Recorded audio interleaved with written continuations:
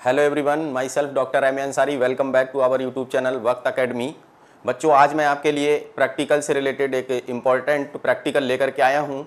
इस प्रैक्टिकल में हम लोग बात करेंगे टाइट्रेशन बेस्ड प्रैक्टिकल की, और ये प्रैक्टिकल हमारा होगा KMnO4 का टाइट्रेशन अमोनियम फेरस सल्फेट मतलब मोहर सॉल्ट के साथ में उसका सलूशन किस तरीके से प्रिपेयर करना है, उसका टाइट्रेशन किस तरीके से करना है, लैब में कैसे उसको परफॉर्म किया जाता है, मैं सारी चीजें आपको बताऊंगा। बने रहिएगा मेरे साथ एंड तक और देखते रहिएगा। आप लोग पूरी तरीके से इसको बहुत इजीली समझ पाएंगे। तो चलिए बिना देर किए स्टार्ट करते हैं टाइट्रेशन बेस्ड प्रैक्टिकल को। इसमें हम लोग पढ़ेंगे, जो सबसे पहला हमारा इसमें एम होगा वो क्या होगा, किस तरीके से आपको इसको फाइल में नोट डाउन करना है, वो भी आपको ये पूरी की पूरी PDF मैं आपको टेलीग्राम चैनल का लिंक दूंगा, आप वहां से जाकर के डाउनलोड करके अपनी प्रैक्टिकल फाइल में लिख सकते हैं।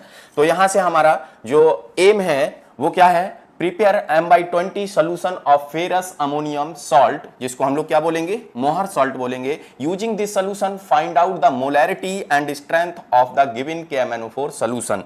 तो हमें क्या करना है, गिवन KMnO4 सोल्यूशन की मोलैरिटी और स्ट्रेंथ को क्या करना है, निकालना है, कैलकुलेट करना है। तो किस तरीके से निकालेंगे, अभी सारी चीजें आपको समझ में आएंगी, तुरंत देखते रहिएगा मेरे साथ में। यहां पर देखिए हम बात करते हैं दूसरी हेडिंग की, रिक्वायर्ड मटेरियल।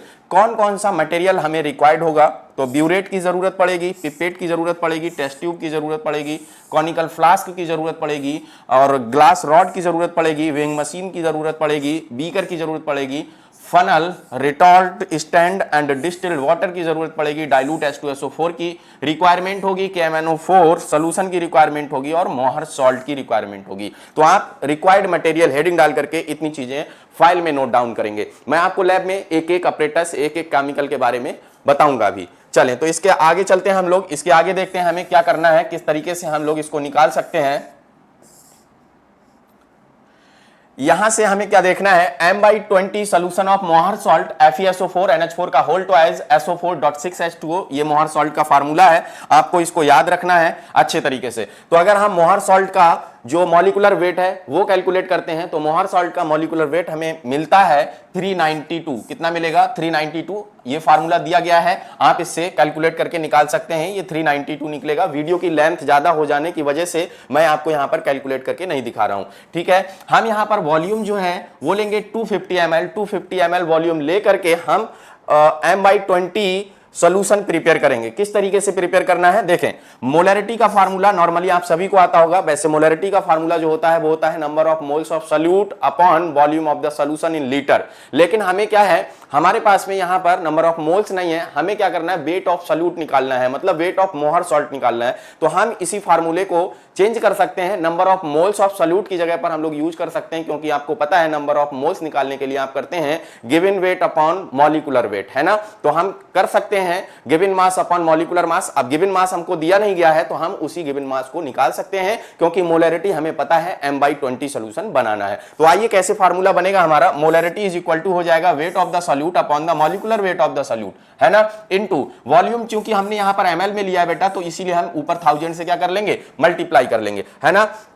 इसके बाद यहां से हम वेट ऑफ द सॉल्यूट निकाल रहे हैं, और सॉल्यूट हमारा क्या है, मोहर सॉल्ट है, तो हमने लिखा weight of the Mohr salt. ये फार्मूला हमारा चेंज हो गया, molarity into molecular weight of the Mohr salt into volume in the ml, upon में आ जाएगा आपका 1000। सिंपली आप लोग इसको कैलकुलेट कर सकते हैं। अब यहां पर जो हमारी मोलैरिटी है 1/20 क्यों रख रहे हैं, क्योंकि M/20 सोल्यूशन हमें बनाना है ना। 392 मॉलिक्यूलर वेट है, जैसा कि मैंने अभी आपको बताया, आप लोग इसको निकाल भी सकते हैं। 250 ml में हम लोग बना रहे हैं, तो वॉल्यूम हमने 250 ml लिया है ना।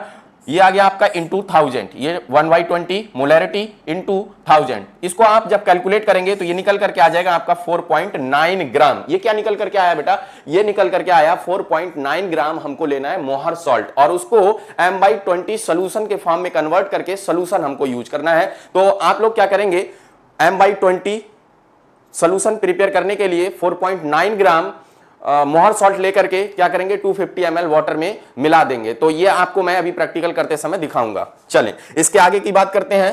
इसके बाद हमें यहां पर देखना है कि इसमें जो केमिकल रिएक्शंस होती हैं वो कौन कौन सी केमिकल रिएक्शंस हो सकती हैं या किस तरीके की केमिकल रिएक्शंस हमें देखने के लिए मिलेंगी। तो केमिकल रिएक्शंस जो हमें यहां पर देखने के लिए मिलेंगी वो दो तरीके की रिएक्शंस होंगी। एक होगी आपकी कौन सी मॉलिक्यूलर इक्वेशन और दूसरे टाइप की आपकी आयनिक इक्वेशंस होंगी, उसको हम लोग देखेंगे। तो मॉलिक्यूलर इक्वेशन में आपको देखना है 2KMnO4 3H2SO4 के साथ रिएक्शन करके K2SO4 2MnSO4 प्लस 3H2O और 5 नेसेंट ऑक्सीजन प्रोड्यूस करेगा, है ना। फिर इसमें क्या होगा, हमने जो मोहर सॉल्ट लिया है, ये मोहर सॉल्ट हो गया आपका, ये नेसेंट ऑक्सीजन और H2SO4 के साथ रिएक्शन करके Fe2SO4 का होल थ्राइस और NH4 का whole twice SO4 plus H2O में कन्वर्ट होगा। अब यहां पर जो नेसेंट ऑक्सीजन है हमारा वो 5 है, तो हम क्या करेंगे, इस नेसेंट ऑक्सीजन को 5 करने के लिए पूरी रिएक्शन को क्या करेंगे, 5 से मल्टीप्लाई कर देंगे। तो 5 से मल्टीप्लाई करने पर हमें ये रिएक्शन मिलेगी।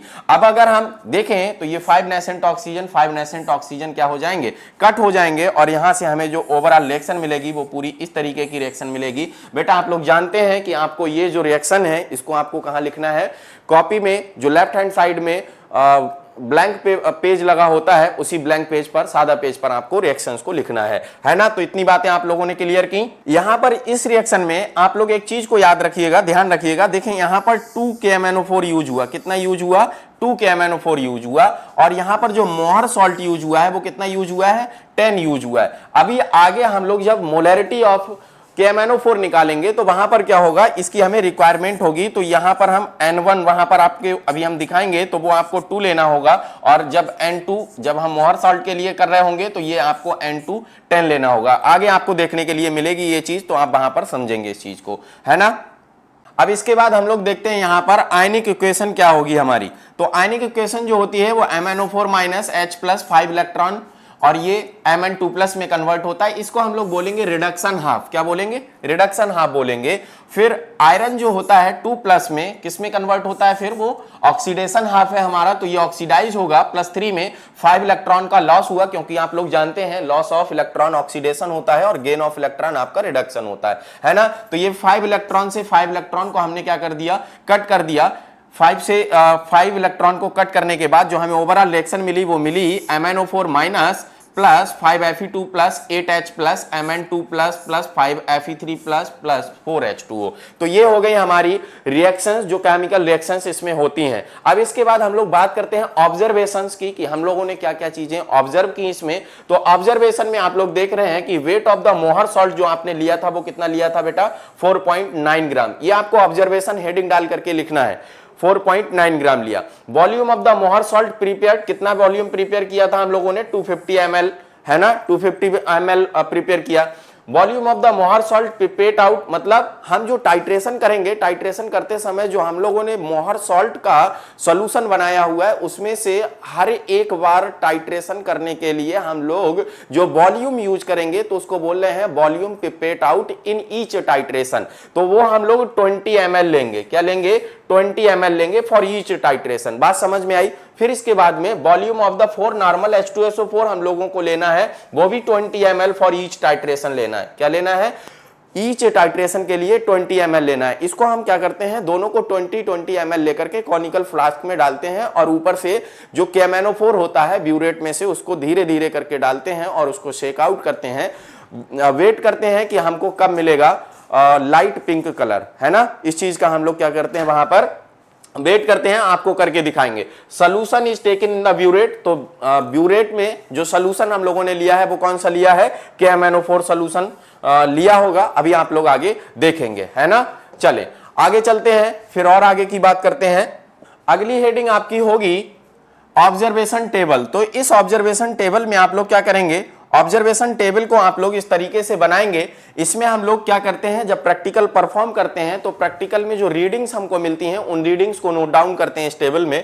तो यहां पर हमने सीरियल नंबर लिख लिया, initial reading of the burette और final reading of the burette, ये दोनों चीजें हमें पता चल जाएगी। तो फाइनल रीडिंग में से इनिशियल रीडिंग को माइनस करके कितना वॉल्यूम KMnO4 का यूज हो रहा है उसको हम लोग नोट डाउन कर लेंगे। तो मान लीजिए कि फर्स्ट में हम लोगों ने क्या किया, जीरो से जो हम लोग भरेंगे, जो हम लोग ब्यूरेट में KMnO4 सोल्यूशन भरेंगे वो 0 मार्क तक भरेंगे। तो हम लोग 0 से स्टार्ट करेंगे, इनिशियल रीडिंग हमारी 0 हो जाएगी। वहां पर फिर हमें जो पिंक कलर मिलेगा वो मिल रहा है 12 पर, किस पर मिल रहा है, 12 पर मिल रहा है। तो हमारे KMnO4 का जो वॉल्यूम यूज हुआ वो कितना यूज हुआ, 12 यूज हुआ, है ना। इसी तरीके से जब हम दूसरी बार ये काम करेंगे, प्रोसेस को रिपीट करेंगे, तो हमारी जो इनिशियल रीडिंग होगी वो 12 हो जाएगी, और फिर हमें रीडिंग मिल रही है 22 पे, मतलब 22 पे पिंक कलर शो कर रहा है, लाइट पिंक कलर मिलेगा हमको 22 पे, तो यहां पर 10 यूज हुआ। इसी तरीके से हम लोग इसको रिपीट रिपीट रिपीट कितने बार, 3 से 4 बार इसको रिपीट करते हैं, और उसमें जो कॉमन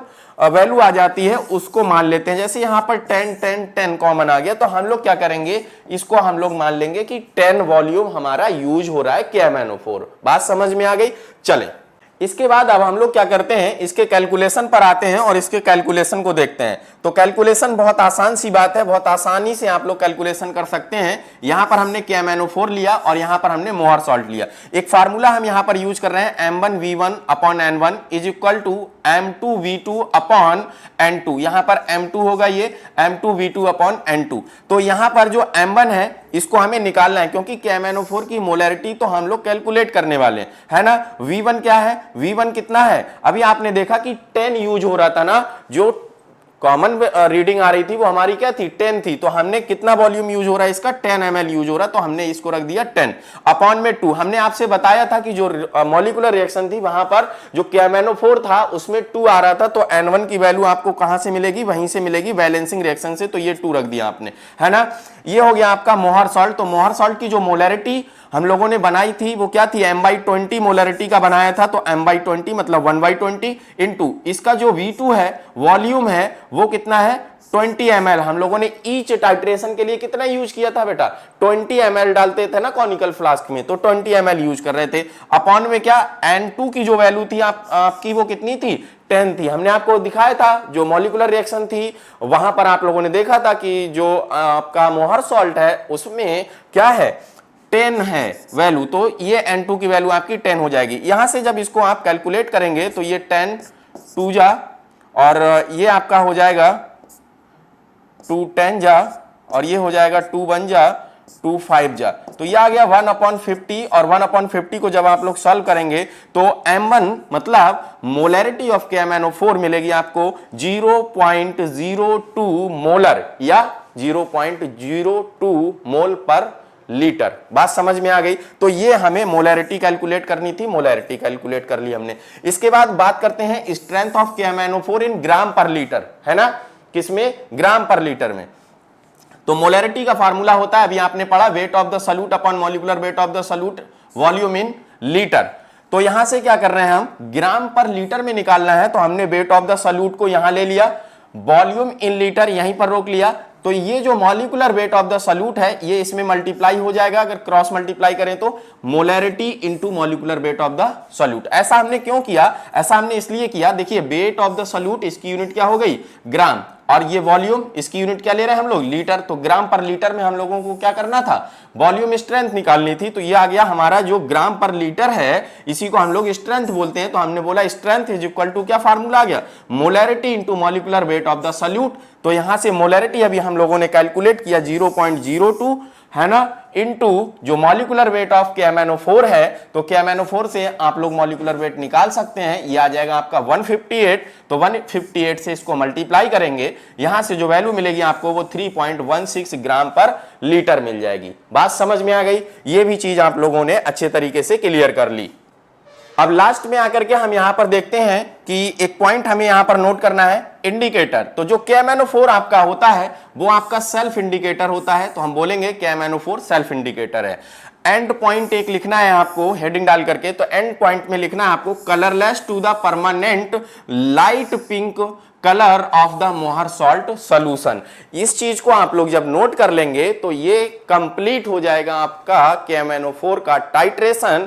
इस तरीके से थ्योरेटिकल एस्पेक्ट से आपने KMnO4 का टाइट्रेशन बहुत अच्छे तरीके से सीखा। वॉल्यूम स्ट्रेंथ कैसे निकालते हैं, मोलैरिटी कैसे निकालते हैं, इसकी जो मॉलिक्यूलर रिएक्शंस होती हैं वो क्या होती हैं, आयनिक रिएक्शंस क्या होती हैं, रिक्वायर्ड ऑपरेटर्स क्या होते हैं और हमारा एम क्या था, सारी चीजें आप लोगों ने क्लियर की। तो आइए अब मैं आपको परफॉर्म करके दिखाता हूं कि किस तरीके से आप लोग इस प्रैक्टिकल को लैब में परफॉर्म कर सकते हैं। तो आइए बिना देर किए चलते हैं हम लोग अपनी लैब में और वहां पर इस प्रैक्टिकल को परफॉर्म करके देखते हैं। अब हम अपनी लेबोरेटरी में आ गए हैं और हम आपको यहाँ पर KMnO4 का टाइट्रेशन करके दिखाएंगे, जैसा कि आप लोगों ने थ्योरेटिकल एस्पेक्ट से पढ़ा था। अब हम लोग इसको प्रैक्टिकल एस्पेक्ट से देखते हैं। तो इसमें मैं आपको सबसे पहले ये चीज़ें बता दूं, ये आपका डिस्टिल्ड वाटर लिया है, ये हमने यहाँ पर ferrous ammonium sulphate Mohr's salt लिया है, ये हमारे पास में M/20 KMnO4 का सॉल्यूशन है, ये हमारे पास डाइल्यूट H2SO4 है, ये वॉच ग्लास है,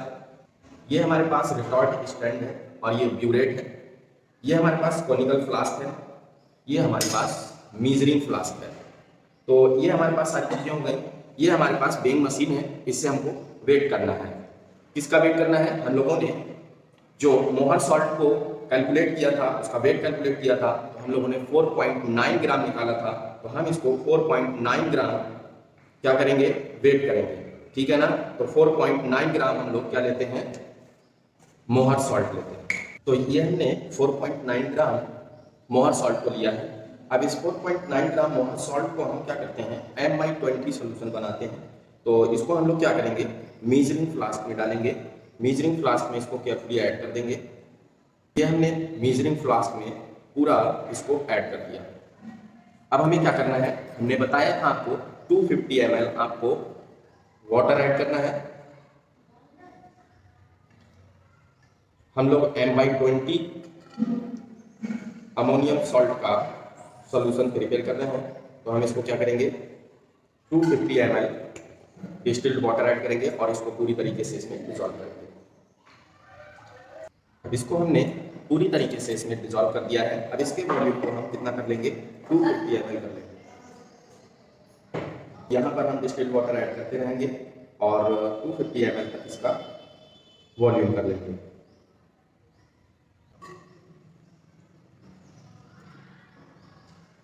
तो यहाँ पर हमने 250 ml तक, आप यहाँ से देख सकते हैं, 250 ml तक इसको ऐड कर लिया और ये हमारा 250 ml M/20 क्या हो गया?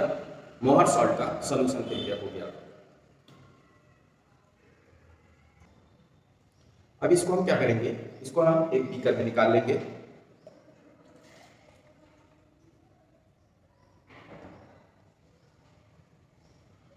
अब हमें ये कॉनिकल फ्लास्क लेना है। इस कॉनिकल फ्लास्क में क्या करना है? 20 ml हमें ये मोहर सॉल्ट का सॉल्यूशन ऐड करना है। तो हम इसको बड़ी केयरफुली सक करेंगे।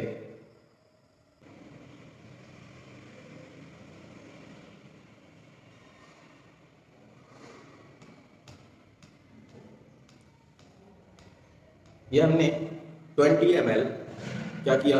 20 ml हमने मोहर सॉल्ट का सॉल्यूशन ले लिया, इसको हमने कॉनिकल फ्लास्क में ऐड कर दिया।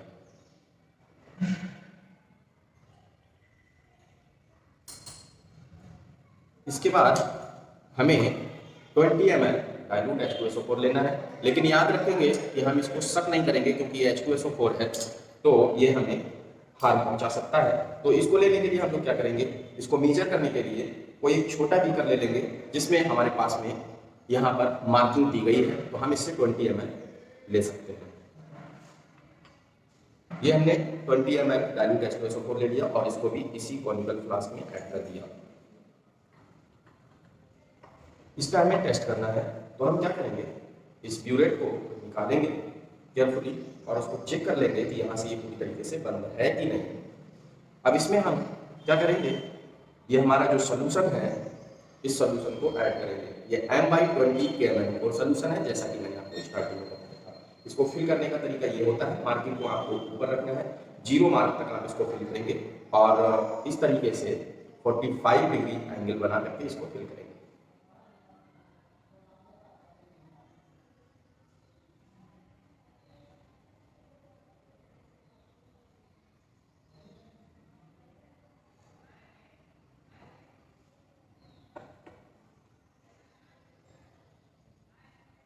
अब हम क्या करेंगे? इसको वापस से इसी में स्टैंड में लगा देंगे। आप यहाँ पर देख रहे हैं कि ये हमारा 0 मार्क तक फिल किया हुआ है, इसको हमने 0 मार्क तक फिल कर दिया। अब हमने जो इसमें 20 ml H2SO4 लिया था और 20 ml मोहर सॉल्ट लिया था, इसको इसमें लगाते हैं और यहाँ से हम इसमें इसको ऑन करेंगे और इसमें धीरे धीरे करके KMnO4 सॉल्यूशन को मिलाएंगे और इस तरीके से इसको हम क्या करेंगे, सेट करते रहेंगे। जैसे ही हमें यहाँ पर पिंक कलर मिलना शुरू होगा तुरंत हम इसको बंद कर देंगे और रीडिंग को नोट कर लेंगे।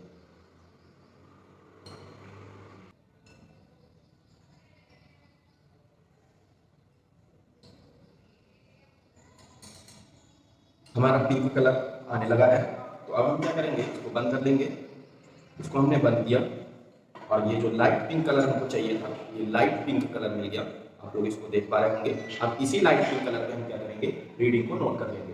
तो यहाँ पर जो हमारी रीडिंग आई है वो आई है 10। कितनी आई है? 10 आई है, ठीक है ना। तो जैसा कि हमने आपको ऑब्जर्वेशन टेबल बताई थी, उस टेबल में नोट भी कराया था, तो यहाँ पर हमारी रीडिंग आ गई 10।